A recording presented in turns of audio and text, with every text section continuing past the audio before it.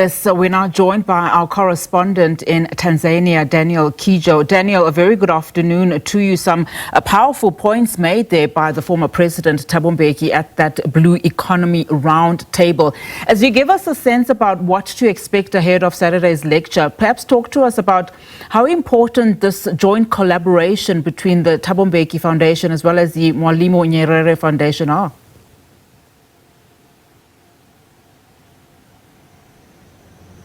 Yeah, it is indeed a great day for the cooperation between South Africa and Tanzania.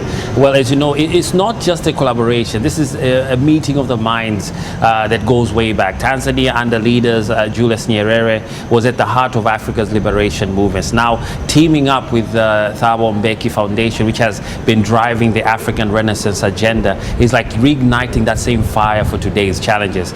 Now, what's really special is that only that this time around, this lecture is being held outside Tanzania, which is the first, which was first in Guinea back in 2023. So bringing it to Tanzania, that's a powerful statement of unity and shared purpose across the nation. As you know, Tanzania had hosted liberation fighters back in the days. Madiba, former late President Mandela himself had come to Morogoro, and of course Julius Nyerere really participated in the Southern African struggle. So this is truly started historically, not just today.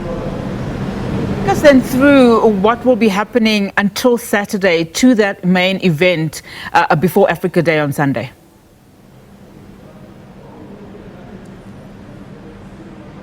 Yes, indeed, it is a packed schedule. There's still so much to come. As you touched on today, they were discussing the blue economy, something that Tanzania itself, in its recently launched, yesterday in fact, launched foreign policy, discussed about having blue economy. So today we kicked off with the Blue Economy Roundtable, think about oceans, tourism, and how Africa can harness the resources for growth. And guess what? It's being live streamed, so the whole of Africa is able to see and tune in. Tomorrow, President Thabo Mbeki himself will be at the University of Dar es Salaam for a town hall with students and academics. That will be a connection of two generations, the youth as well as elderly generations, working together to shape Africa's future. On Thursday, the delegation will head to Morogoro for a symbolic tree planting ceremony. It's not just about the environment, of course, because they'll be planting trees, but it's a nod to Tanzania and Southern Africa's history in sort of helping Africa's liberation, where South African freedom fighters, like I said, including Madiba himself, were given refuge in Morogoro. So this is again a tribute to the rich history that Tanzania and Southern Africa has. And on Friday, things become more strategic with a high-level roundtable on South Africa's G20 presidency. Of course, we expect big discussions on how Africa can leverage off the G20 platform. And of course, Saturday is the main event, the Thabo Mbeki lecture, which goes down at the Julius Nyerere International Convention Center. Dignitaries, thinkers, and young leaders will all be there. And of course, the whole of Africa will be watching to hear the outcomes of this important day on Africa Day. And importantly, I mean, how big an interest, particularly where you are, is this particular lecture? We know, of course, several role players are involved, notwithstanding the foundations, but also the government of Tanzania as well as the University of South Africa.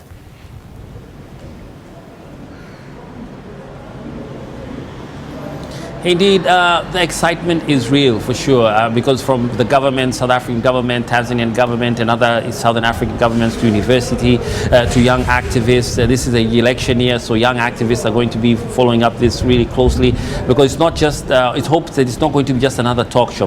The themes like the blue economy and Africa's place in global politics are straight up urgent for Tanzania, for Africa, not just Tanzania.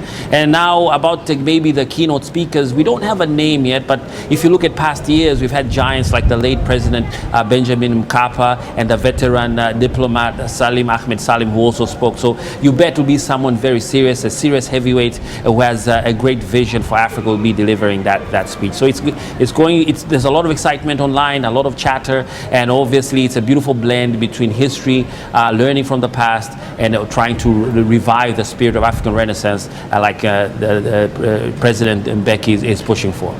SABC News correspondent in Tanzania, Daniel Kijo, thank you so much for your time.